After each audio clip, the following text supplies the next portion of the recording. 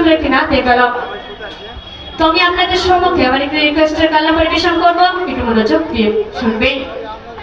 যেহেতু আমি যখন রয়েছিলাম কালামটি আমাকে এক দাদা ভাই এসে বলে গিয়েছিল শুধু তানার জন্য, ইউটিউব ফেমাস কালাম আমি তানার জন্য পরিবেশন করবো, একটু মনোযোগ দিয়ে শুনবেন।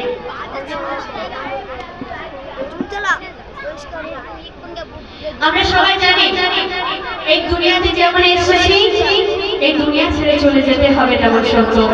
তাই সেই মরণ সম্পর্কে সাহিত্যের মাধ্যমে একটু শুনবে। শুধু দাদাকে শুনলে হবে না, আমার মা বোন দাদা ভাই ছোট ছোট টেলিফোন গুলো যারা রয়েছে তাদের সবাইকে বলে একটু বোঝার চেষ্টা করবেন। আমি দুনিয়া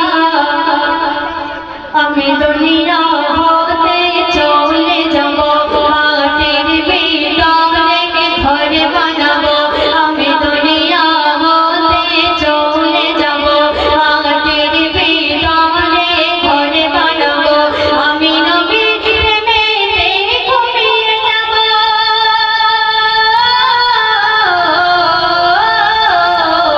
আমি নবীর প্রেমেতে ঘুমিয়ে যাব, আমি নবীর প্রেমেতে ঘুমিয়ে যাব। কিন্তু শান্তি সুধাই জীবন কাটাবো। আমি দুনিয়া হতে চলে যাব, মাটির ভিতরে ঘর বানাবো। আমি দুনিয়া হতে চলে যাব, মাটির ভিতরে ঘর বানাবো। আমি নবীর প্রেমেতে ঘুমিয়ে যাব,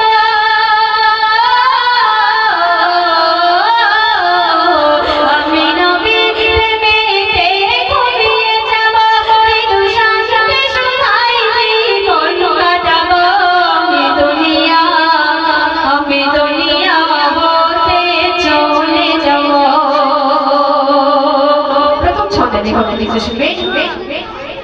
কবরে আছে তুই ফিরে এসা, তারা চিনিয়ে দেবে আমায় রাস্তা।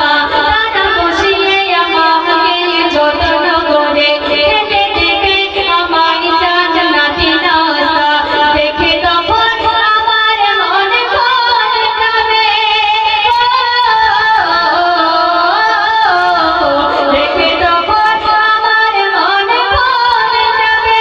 আমি কোনটা নেব আর কোনটা খাবো। আমি দুনিয়া হতে চলে যাব, মাটির ভিতরে ঘর বানাবো। অতি সুন্দর ছন্দে লেখক আরো গীত শুনবে।